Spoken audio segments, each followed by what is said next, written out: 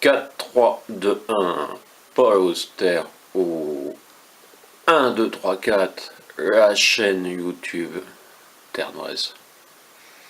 Et voilà, en ce 26 décembre 2018, je fais le rapprochement entre cette chaîne YouTube littéraire et le dernier roman de Paul Auster.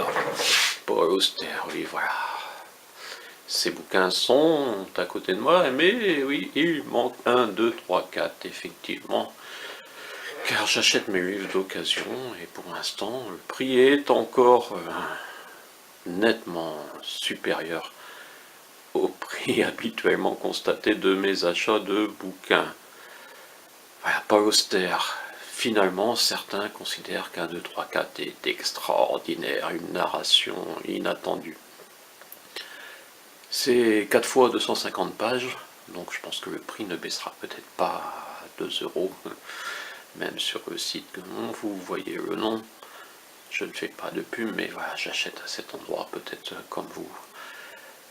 Donc c'est la narration par un homme des 4 vies qu'il aurait pu avoir. Finalement, on écrit toujours des romans qui sont, enfin souvent, la vie qu'on aurait pu avoir. Et bien là, c'est effectivement une vie qui aboutit à devenir écrivain. Et qui aurait pu, si se passait quelque chose d'autre. Et oui, si s'était passé quelque chose d'autre dans notre vie. On est impliqué dans une histoire. S'il se passait autre chose à un moment donné, si nous partions dans d'autres directions, sans forcément le vouloir, mais parce que la vie nous y pousse, que serions-nous devenus? Aurions-nous finalement atteint le même endroit, ou serions-nous quelqu'un d'autre? On est un peu dans la continuité du livre des illusions, de la musique du hasard, même le voyage d'Anna Bloom, qui est quand même très différent chez Paul Auster. Donc voilà, je vous fais un peu une revue des bouquins qui m'ont marqué de cet écrivain. Longtemps, je me suis dit, je ne lirai pas de livres en traduction. Et puis finalement, les livres de nos auteurs français sont tellement faibles, en général. Oui, c'est moi qui le dis. Bien sûr, il faut être sérieux. Par rapport au livre des illusions, par exemple, qui, par Michel Houellebecq, peut rivaliser dans la manière d'englober un monde. On ratiocine beaucoup dans notre littérature française, francophone. Voilà, la musique du hasard. Même si, après avoir lu une quinzaine de bouquins de Paul Auster, on est un peu fatigué par sa technique, même si ça marche à chaque fois. Oui, c'est ça.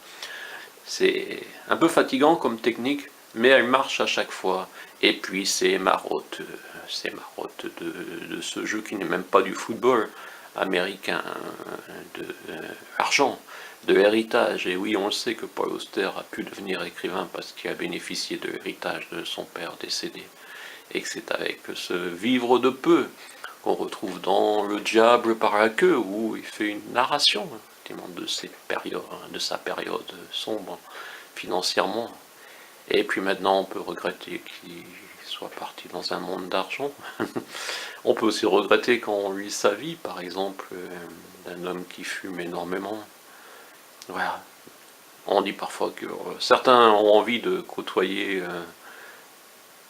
les écrivains, rêvent des écrivains, et d'autres savent que la partie la plus intéressante de l'écrivain est dans ses livres. Et oui, voilà, il faut être un peu lucide sur tout ça. C'est pour ça que la notion de fan, par exemple, me semble complètement absurde.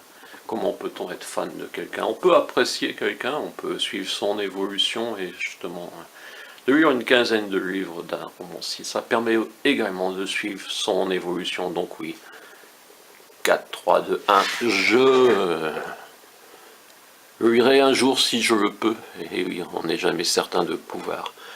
Donc voilà, vous pouvez suivre vous, les aventures gratuitement de cette chaîne YouTube avec 1, 2, 3, 4 abonnés. S'il y en avait 1, 2, 3, 4, 5, ce serait bien, ou déjà 4, 3, 2, 1. On se donne rendez-vous pour 4, 3, 2, 1, c'est à vous d'appuyer sur s'abonner.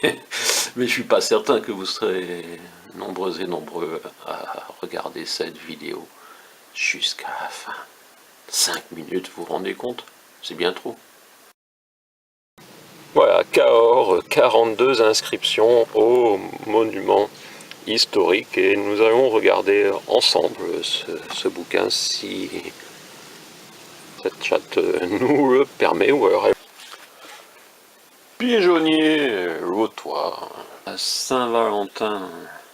Essayez de trouver un peu d'originalité, et si vous avez eu l'envie et que vous avez eu la chance de rencontrer une personne littéraire, le livre de la Saint-Valentin, un gros livre, plus de 500 pages. En 2012, je m'étais dit que chaque année, je publierais un livre de ce genre avec mes photos de l'année et ce que j'ai appelé cahier de photographe de... Bon, il fallait bien qu'un jour je vous le présente en vidéo également, ce bouquin sur la disparition d'un canton Montcuq, alors